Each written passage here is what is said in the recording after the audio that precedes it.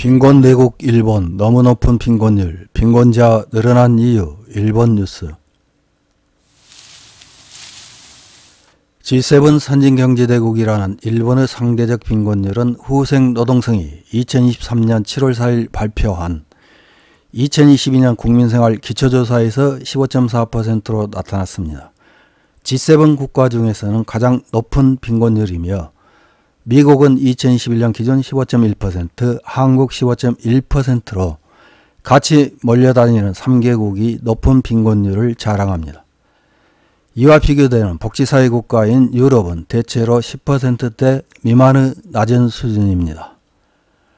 상대적 빈곤율 15.4%인 일본에서 아동 빈곤율은 11.5%, 한부모 세대의 빈곤율은 44.5%로 국민 전체에서는 6.5명 중 1명이 빈곤하며 아동은 8.7명 중 1명이 빈곤한 상태입니다.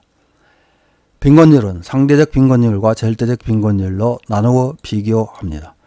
상대적 빈곤율은 등가 가처분 소득의 중앙치 미만인 국민 비율을 말하며 대체로 전국민 중 수입이 한가운데인 사람보다 아래인 사람을 빈곤하다고 합니다. 절대적 빈곤율은 최저한도의 의식주, 의료 등을 얻을 수 없는 세대 비율을 나타내는 것이지만 구체적으로 어느 정도의 수입 이하인지 등 국가별로 그 기준이 제각각이어서 보통 빈곤율을 말할 때는 상대적 빈곤율을 뜻합니다. 이렇게 세부 항목에서 높은 빈곤율을 나타내는 일본은 스스로 빈곤대국이라는 표현이 들어간 언론 기사가 자주 보도됩니다. 11월 21일 겐다이 비즈니스에서는 빈곤대국 일본에서 이렇게 빈곤자가 늘어난 이유, 선진 주요국인데 너무 높은 빈곤율이라는 제목의 기사를 보도했습니다. 기사에서는 일본에서 왜 이렇게 빈곤자가 증가했는지를 4가지로 요약했습니다. 첫째, 버블 붕괴 후 대불황으로 경제성장률이 크게 떨어졌으며 이는 실업자를 낳고 임금률의 성장이 거의 없어 오히려 하락세를 보였다. 둘째, 대불황은 기업의 경영을 어렵게 했으며 기업은 노동비용 삭감을 위해 파트, 파견, 한시적 고용, 아르바이트 등 임금이 낮고 보너스 지급이 없는 비정규직을 대폭 늘려서 전체 노동자의 거의 40%가 비정규직 노동자다. 셋째, 법정 최저임금이 낮고 최저임금 이하인 노동자가 상당하다. 넷째, 비복지국가인 일본이기 때문에 사회보장이 충분히 기능하지 못하고 소득 유지 정책이 약하다. 이렇게 요약했습니다. 기사에서는 이 밖에도 OECD 국가의 상대적 빈곤율을 언급했습니다. OECD 국가 중에서 일본은 7번째로 높은 빈곤율이므로 그렇게 심각하지 않다고 생각할지도 모르지만 상위에 있는 터키, 멕시코, 칠레 등은 아직 중진국으로 간주하므로 여기서는 비교 대상으로 하지 않는 것이 좋다. 게다가 개도국은 빈곤율이 더 높고 남아프리카 26.6%, 코스타리카 20.4%, 브라질 20%로 생활 공공자의 수는 매우 많다. 오히려 일본이 비교 대상으로 삼아야 할 국가는 G7을 중심으로 한 선진 주요국이며 여기서는 미국에 이어 2번째 높은 빈곤율이다. 일본은 빈곤대국이라고 칭해도 과언이 아니다. G7 중에서는 프랑스가 가장 낮은 8%이며 선진국 중에서는 북유럽 국가들이 6에서 7% 낮은 빈곤율을 보였다. 과거 30년간 일본의 상대적 빈곤율 추이를 보면 1985년부터 2012년까지 확실히 상승하고 있다. 그 후 조금 하락했지만 앞으로 그 하락이 계속될 것이라고는 생각되지 않는다. 신종 코로나 바이러스 감염증으로 인한 불황으로 인해 오히려 증가세로 돌아설 것으로 예상된다. 빈곤율의 증가율을 계산해 보면 30년간 30%, 연평균 1% 정도이므로 그리 급격한 증가는 아니다.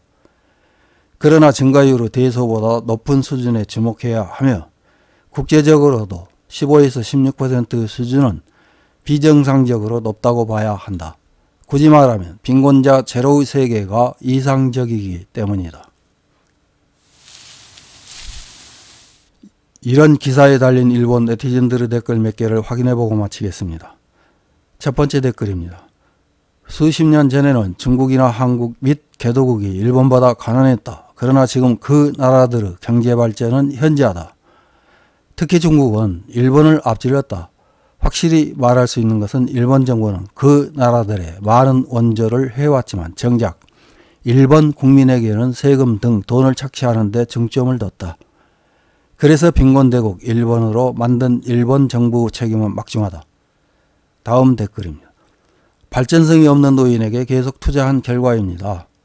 노인이 해외여행하고 맛있는 음식을 먹는다고 해서 거기서 아무것도 생기지 않았습니다. 젊은이들이 여러 가지 경험을 해야 미래로 이어지는 아이디어가 되었을 것입니다. 다음 댓글입니다.